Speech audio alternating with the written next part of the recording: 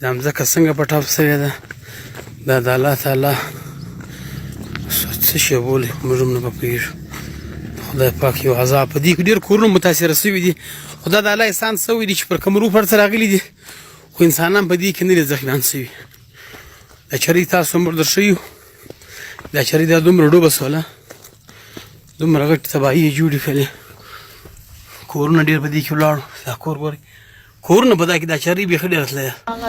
تاسو ونیئ ملګرو چې دغه چرۍ چې کوم دي دغه جوړې شوي دا حالات تاسې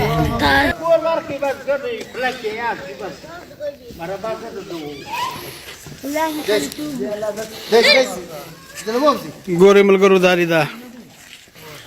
کوم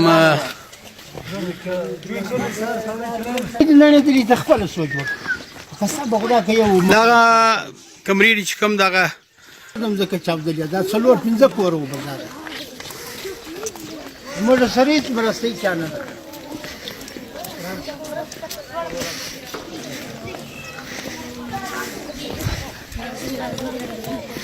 دا ګورئ ملګرو دا داسې چاودل شوې ده مځکه چې کوم دغه مځکه پټاو شوې ده پای کې تاسو دا وینئ چې دې حال ته دا ده رسېدلې دا مخامخ دیوال ته موجود دی ملګرو موجود دی په کلي جوی کوله کې چې تاسو وینئ دومره غټه تباهي جوړه شوې ده او چې کوم موږ ښکاره کړله په دا کې کمرې متاثره شوي دي بیا له دا کمرو څخه ماشومان د شپې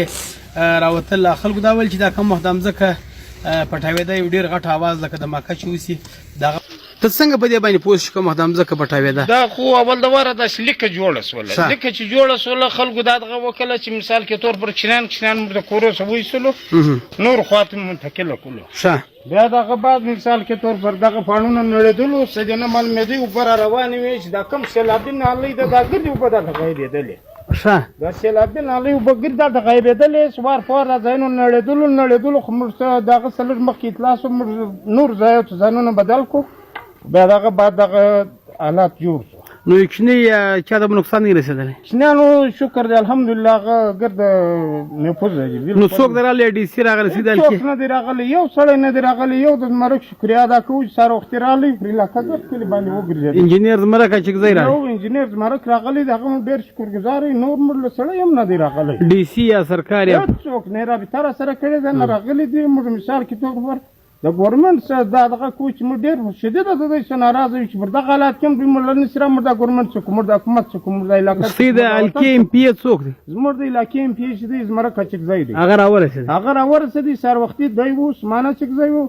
شو په دغه باندې هر ځای یې جلا وکتئ د ګرد کلي دغه یې وکتله دا دغه چې ده پر ګرد کلي در سره وتلې ده دا به څو کیلومیټره تللي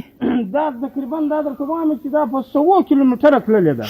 زموږ په کلي کې بل خواته دغه دي هلته یې ډېرې تباهیانې کړي دي هغه بیا د شا خونې تللې دي